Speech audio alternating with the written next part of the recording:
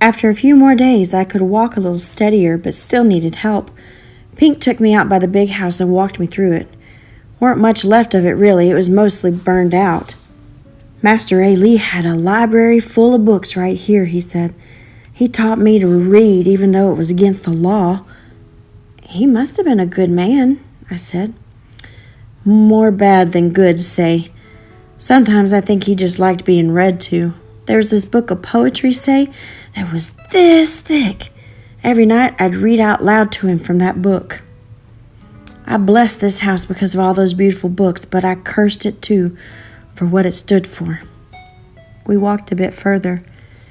To be born a slave is a heap of trouble, say. But after A. Lee taught me to read, even though he owned my person, I knew that nobody ever could really own me. You feel hot, Pink, I said. Lord, I think you're as sick as me. Let me fetch you back to the house. I'll be fine, boy. Just a little tired, that's all. I'll be ready to fight, though. I'll be ready to fight.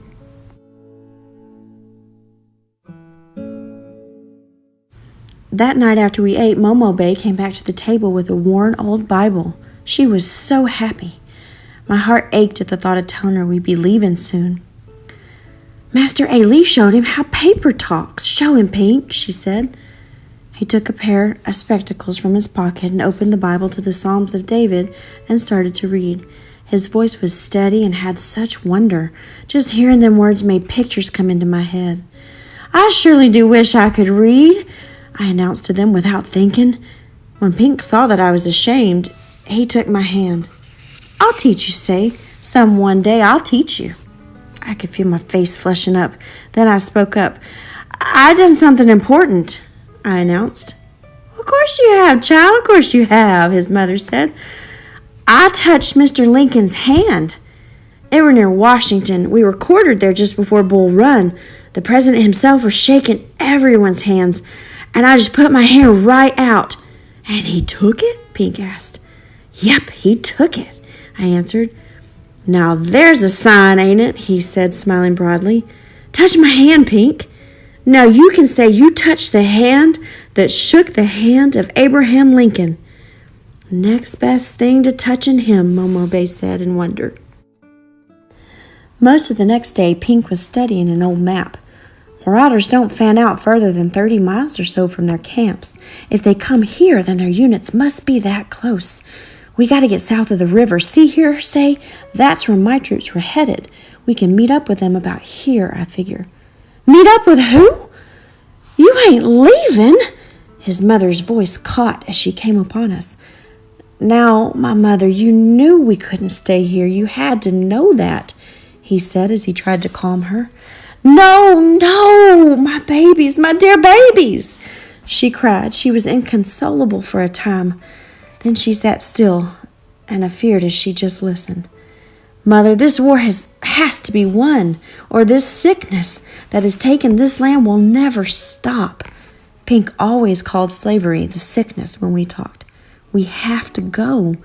He knelt at her feet. By the look that came into her eyes, she'd known that this day was coming.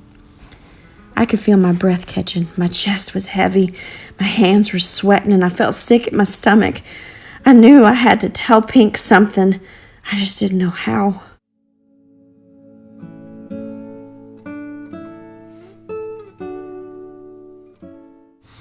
That night I couldn't sleep. What's wrong, child? Momo Bay said from her chair. I don't want to go back, I blurted out. I know, child, she said. Of course you don't. You don't understand. I took up and run away from my unit. I was hit when I was running. I sobbed so hard, my ribs hurt. I'm a coward and a deserter. She looked at the fire and she said nothing for the longest time. Then her voice covered my cries. You ain't nothing of the kind. You are a child, Of course you're scared. Ain't nobody that ain't. I'm not brave like Pink. I'm not brave. Child, being brave don't mean you ain't afeared. Don't you know that? I don't want to die. There's things worse than death, child. But you got nothing to fear. You're here now, and I'm hugging you up. You're going to be an old man someday, and when it's your time, the sweet Lord will send a hummingbird to fly your soul to heaven. Now you ain't afeard of hummingbirds, are you?" Her words brought me sweet sleep. That night, I dreamt of hummingbirds and green pastures full of sunlight and wildflowers. The next morning, we mustered to leave. We packed cornbread, salt pork, and dried beans. I would have done just about anything to stay, but my place was to go with Pink. I owed him that. Just as we were making the last sweep of the place, making sure there were no signs of us ever being there, we heard wild screams and shrieks coming from the woods. "Marauders," Pink said as he grabbed a piece of wood for a club. Momo Bay took it from him. "Get to the root cellar.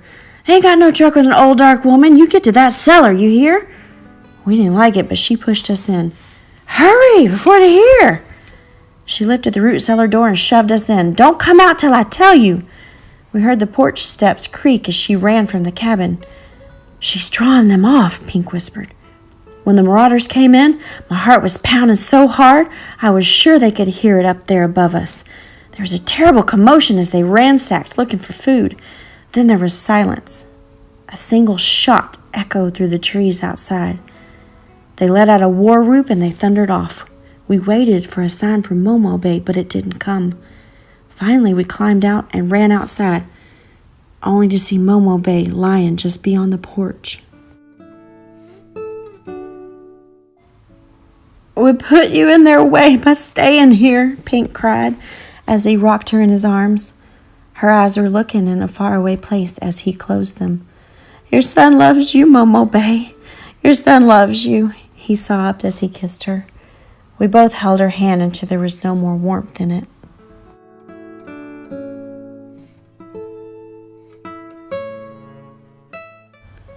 After we buried her under the willow tree, we set out. Pink figured we were a 3 days' walk from Union troops.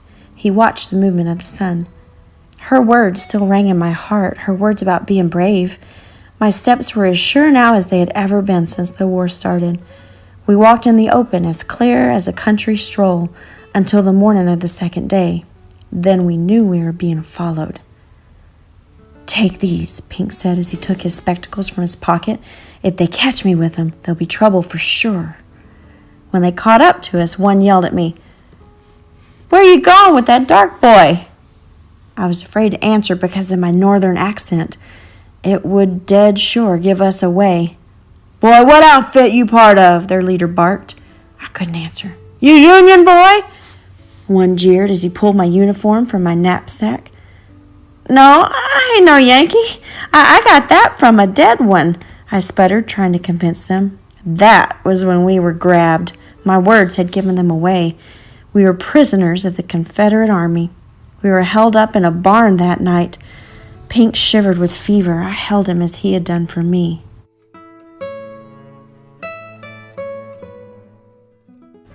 The next morning, we were thrown into a boxcar. We rode for what seemed like 2 days, stopping many times. When the door slid open, the daylight was blinding. We were loaded into a buckboard and taken through town.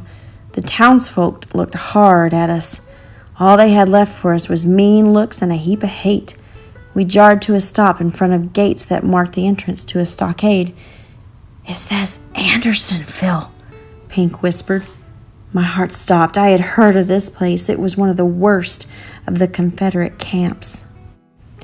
When we were pulled from the buckboard, we fell hard to the ground. "No, no," I begged as they pulled us both along. Because of his fever, Pink stumbled and fell. They dragged him along with such meanness. He did not protest until they forced us in different directions. Then he reached for me, and he said, "Let me touch the hand that touched Mr. Lincoln, say, just one last time."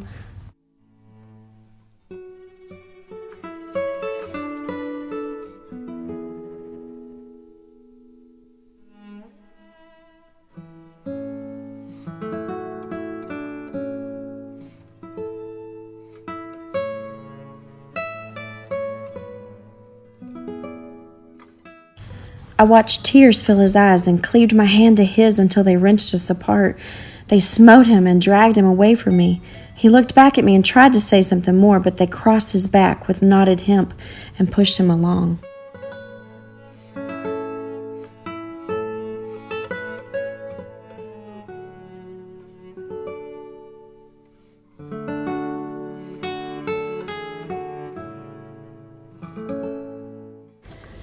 Sheldon Russell Curtis was released from Andersonville Prison some months later, weighing no more than 78 pounds. Andersonville was built to hold only 10,000 prisoners, but by the end of the war it held 33,000 soldiers. There was no fresh water, no shelter, and no food. 13,000 men and boys died of starvation and dysentery. Sheldon Curtis returned to his home and recovered. He settled in Berlin Township in Saranac, Michigan. He married Abigail Ann Barnard and fathered 7 children. He became a grandfather and a great-grandfather during his long lifetime. He died a very old man in 1924. Pincus A. Lee never returned home. For him, there was to be no wife, no children, nor grandchildren to remember him. It was told that he was hanged within hours after he was taken into Andersonville. His body was thrown into a lime pit. I know this story to be true because Sheldon Russell Curtis told his daughter Rosa. Rosa Curtis Stowell told it to her daughter Estella. Estella Stowell Barber, in turn, told it to her son William. He then told me, his daughter Patricia. When my father finished the story, he put out his hand and said, "This is the hand that has touched the hand that has touched the hand that shook the hand of Abraham Lincoln."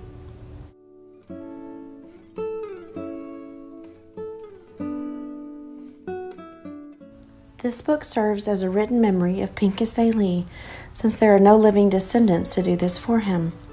When you read this, before you put this book down, say his name out loud and vow to remember him always. Pincus A. Lee.